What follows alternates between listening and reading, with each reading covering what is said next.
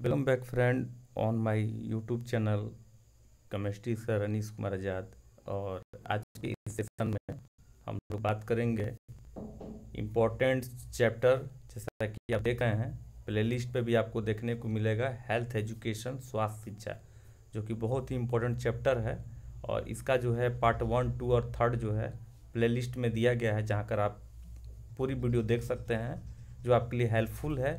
सभी competition exam में जो हिंदी मीडियम के कैंडिडेट हैं उनके लिए बहुत ही ज़्यादा महत्वपूर्ण है। साथ ही साथ जो है इंग्लिश मीडियम कैंडिडेट को भी ये हेल्पफुल होगा।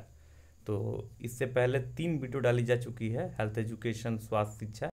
प्लेलिस्ट में जाकर हेल्थ एजुकेशन के नाम से प्लेलिस्ट बनी हुई है, वहाँ पर आप देख सकते हैं।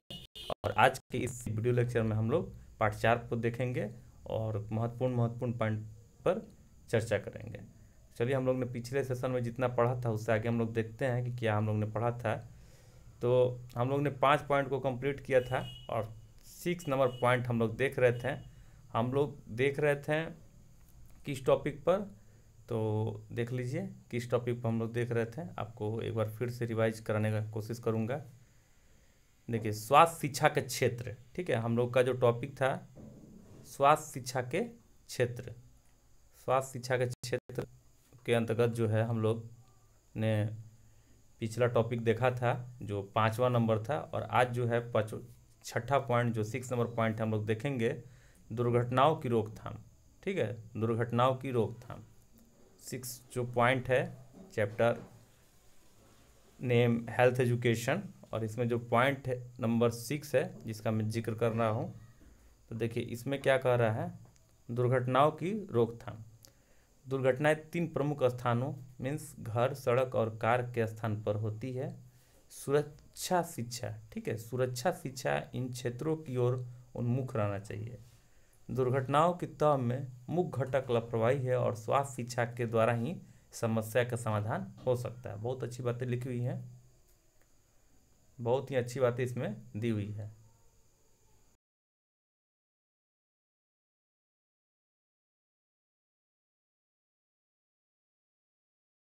तो इसमें बहुत ही अच्छी बातें दी हुई हैं। अब आके देखें हम लोग 7 पॉइंट की ओर। 7 पॉइंट क्या कहलाता है, तो 7 पॉइंट कह रहा है, देखिए 7 पॉइंट है स्वास्थ्य सेवाओं का उपयोग। ठीक है, पॉइंट नंबर 7 बना क्या, स्वास्थ्य सेवाओं का उपयोग।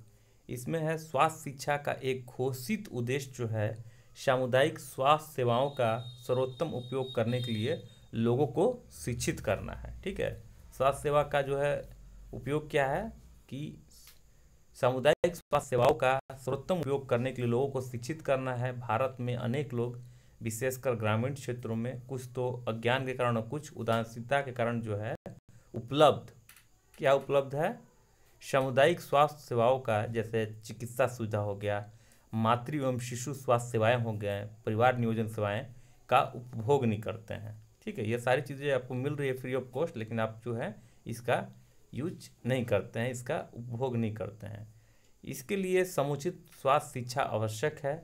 इसके अतिरिक्त लोगों को विभिन्न राष्ट्रीय स्वास्थ्य कार्यक्रमों में सक्रिय रूप से भाग लेने हेतु प्रोत्साहित किया जाना चाहिए। बहुत ही अच्छी पॉइंट लिखी हुई है जिसे मैं अंडरलाइन करना चाहूँगा कि जो राष्ट्रीय स्वास्थ्य कार्यक्रम जो है, यहाँ पर देख लीजिए राष्ट्रीय स्वास्थ्य कार्यक्रम NHM के तहत जो भी कार्यक्रम जो चल रही है, बहुत सा प्रोग्राम जो है उसका लाभ जो है आमजन जो है नहीं उठा पाते हैं, तो इसमें इस बात का जिक्र है। अब चलिए 8 नंबर पॉइंट की ओर। 8 नंबर पॉइंट की ओर देखें, तो 8 नंबर पॉइंट क्या है, मानसिक स्वास्थ्य। ठीक है, 8 नंबर पॉइंट क्या है, मानसिक स्वास्थ्य। चलिए इसमें क्या है, मानसिक स्वास्थ्य का महत्व बढ़ रहा है। निश्चित रूप से अनेक देशों में मादक द्रव्यों पर निर्भरता, किशोर अपराध, हिंसा और जुर्म बढ़ते जा रहे हैं। लोग की स्वास्थ्य शिक्षा की आवश्यकताएं वाले ये विशेष क्षेत्र हैं निश्चित रूप से। तो देख लीजिए आगे हम लोग देखें तो स्वास्थ्य शिक्षा के सिद्धांत, आगे का जो टॉपिक हमारा बना वो बन रहा है स्वास्थ्य शिक्षा के सिद्धांत। स्वास्थ्य शिक्षा के सिद्धांत, तो इसमें क्या है, इसमें क्या है कि स्वास्थ्य शिक्षा कोई स्पष्ट और काल्पनिक वस्तु नहीं है, यह मनोवैज्ञानिक और शिक्षा का कुछ सिद्धांतों पर आधारित है। निश्चित रूप से ये जो है अस्पष्ट और काल्पनिक वस्तु नहीं है, मतलब कि जो अस्पष्टता नहीं है और काल्पनिक चीज़ें नहीं है स्वास्थ्य शिक्षा, यह मनोवैज्ञानिक और शिक्षा के कुछ सिद्धांतों पर आधारित है। जैसे क्या है, फर्स्ट में देखिए रुचि, ठीक है, रुचि। तो इसके बारे में क्या है कि प्रभावी होने के लिए सभी स्वास्थ्य शिक्षण लोगों की स्वास्थ्य आवश्यकताओं पर आधारित होनी चाहिए।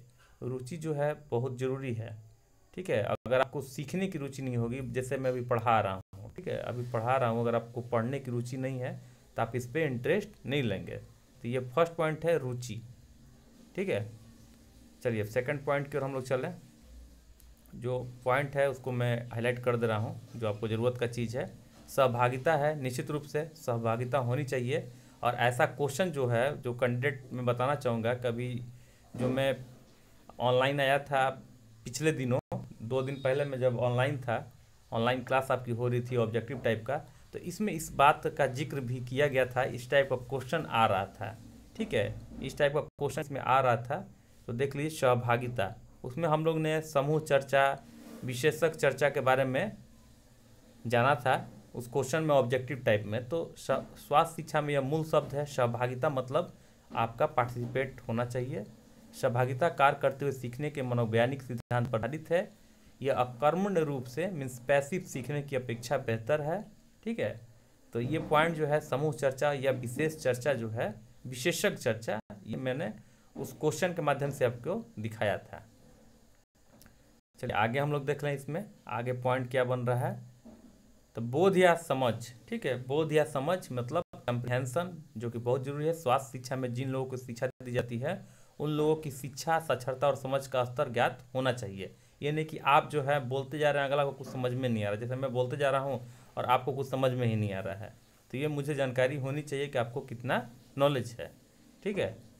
4 नंबर पॉइंट है संप्रेषण, ठीक है, यहाँ देख लीजिए 4 नंबर पॉइंट संप्रेषण है।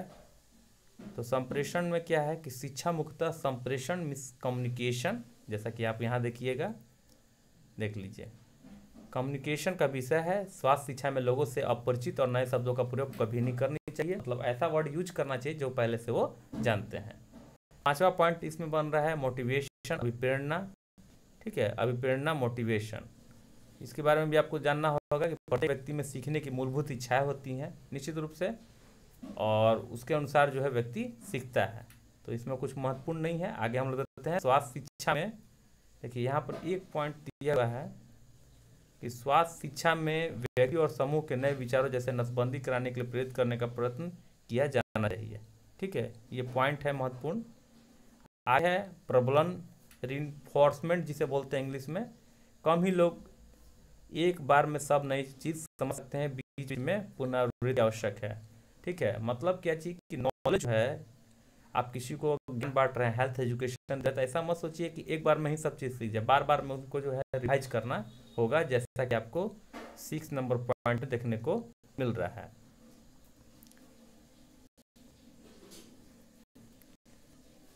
ठीक है, आगे चले हम लोग। चलिए काम करके सीखना, 7 पॉइंट है काम करके सीखना, ठीक है। सीखना एक क्रिया है और उसमें एक कहावत दी हुई है, यदि मैं सुनता हूँ मैं भूल जाता हूँ, यदि मैं देखता हूँ मैं याद रखता हूँ, यदि मैं करता हूँ तो मैं जानता हूँ। तो इसके अनुसार चलना है, मतलब काम करके सीखना, आपको करके दिखाना होगा और बताना होगा और अगले को उस टाइप से करके सीखना होगा, ठीक है। तो ये 7 नंबर पॉइंट है, थोड़ा थ्योरेटिकल टाइप का है, इसलिए बोरिंग महसूस नहीं होना चाहिए। 7 पॉइंट है, थोड़ा थोड़ा आपको हाईलाइट कर रहे हैं और दिखाने की कोशिश कर रहे हैं। अच्छे मानवीय संबंध, ठीक है, स्वास्थ्य शिक्षक को दयालु और सहृदय होना चाहिए। सहृदय मतलब कि किसी से लगाव होना चाहिए, लोगों को उससे अपना सच्चा मित्र समझना चाहिए। एक अच्छे मानवीय संबंध शिक्षा में अधिक महत्व रखते हैं, ठीक है। तो ये पॉइंट यहाँ पर बना, सीधा मैं इसको ज़्यादा डील नहीं करूँ, खुद आप समझ सकते हो। तो देखिए आगे जो पॉइंट है, आगे है शिक्षा में अवस्थाएं, मतलब स्टेज इन एजुकेशन, ठीक है, स्टेज इन एजुकेशन, शिक्षा में अवस्थाएं मीन्स स्टेज इन एजुकेशन। तो इसके बारे में डिटेल्स जो है हम लोग नेक्स्ट सेशन में देखेंगे। Thank you very much.